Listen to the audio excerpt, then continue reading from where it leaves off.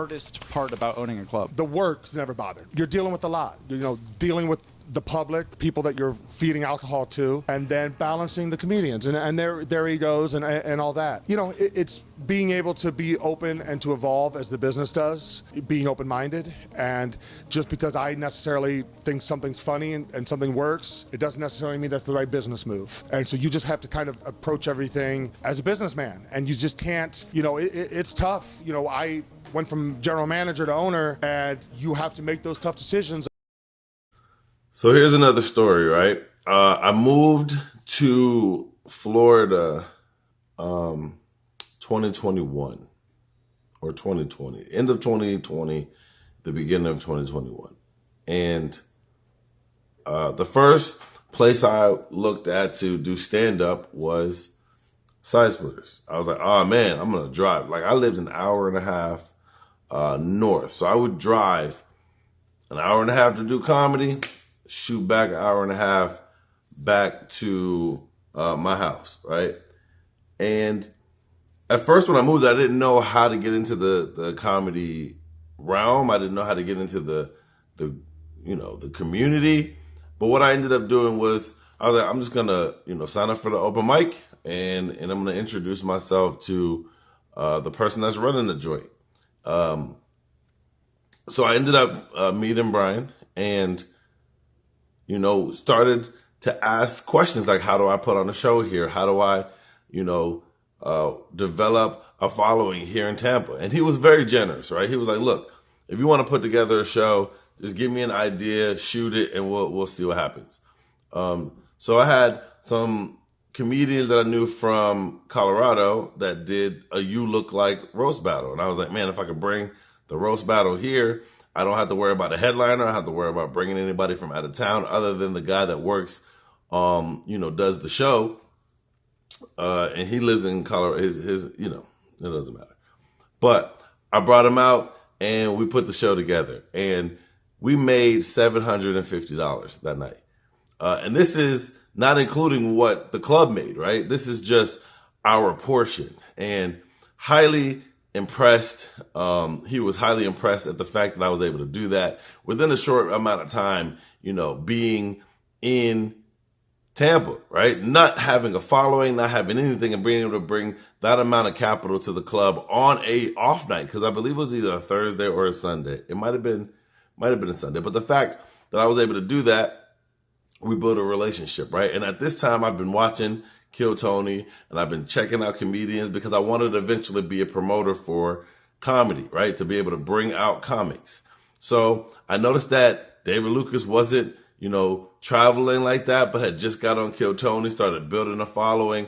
And I was like, man, let me see if I can get him to come down to Tampa. He agreed.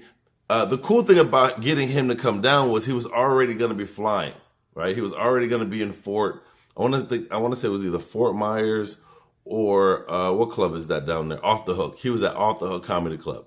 So it's already within Florida. You don't have to pay for his, I told Brian, like, we're not going to have to pay for his flight nor his hotel because he already has a room.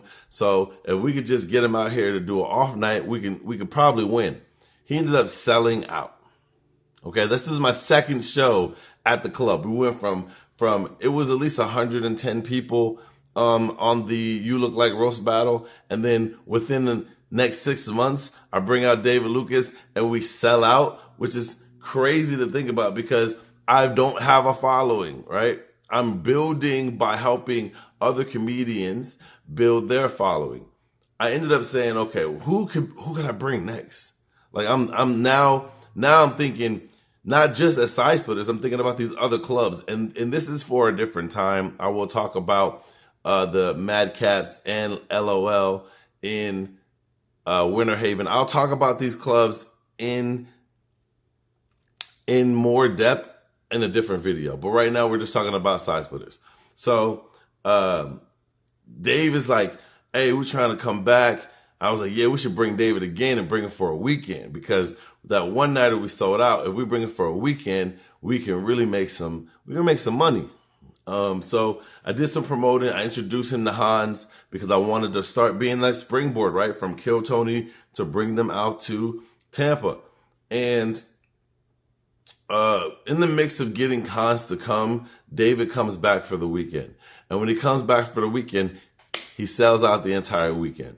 So I went from 115 or 110 people not knowing who I am, putting together a roast battle, and selling a decent amount of tickets, to selling out a off night, to now selling out a weekend.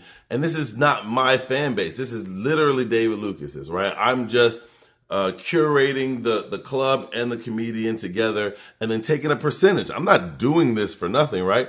There's going to be a 70-30 or a 70-10-20 or a 80-20 or a 80-10-10. Like, this is how I was building revenue, right? Because I'm hosting, I put the show together, so I'm double dipping. I'm getting money for the hosting. I'm getting money for being a percentage of putting the show together. I was trying to figure out how to be a positive story in comedy, especially so quick within living in. I was only in Tampa for 3 years, not even 3, 2.5, and then I moved. So I was able to do a lot within that time, right? We sell out the weekend, and I go to get my check, and the check is $75, and I'm like, it's a little light. You know, you go from $750 to like $500 to like now having a weekend sold out, and you're getting 75. And the response was, sometimes it be like that. And I was like, I've never been through this part of the business before. So I go online the next day and I'm talking big shit to comedians, because I'm asking OGs, what would you do if this process happened? And they were like, I would go there and I'll blow the place up. I'd go there and burn the place down, right? And then I get a call from Brian, and he's like, hey, I heard you online talking wild about the club. And I'm like, well, listen, if it didn't happen the way it happened, I wouldn't have to be out there asking. And he's like, you could be ruining the reputation. I put together a great reputation. I've been doing this many years. And I'm like, yes, this all may be true, but you gave me a check for $75 and we helped sell out a weekend, and I performed during the weekend. And your response was, this is sometime how it goes.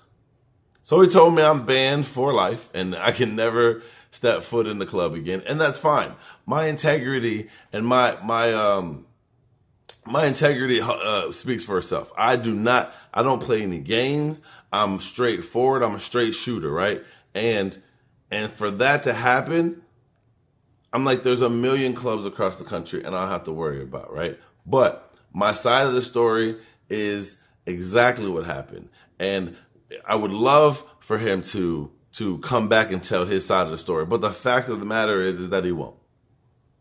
I have text messages, emails, all of the above. And he called from a blocked number because he didn't want me to record or find the number. But that's cool. Neither here nor there. What I'm saying is that in this business, it is cutthroat. It is a business. And when it breaks down to it, you have to have your shit in a row. You have to have your ducks in a row. You got to have your contracts. You got to have all of these things taken care of before you move forward, because they will try to fuck you.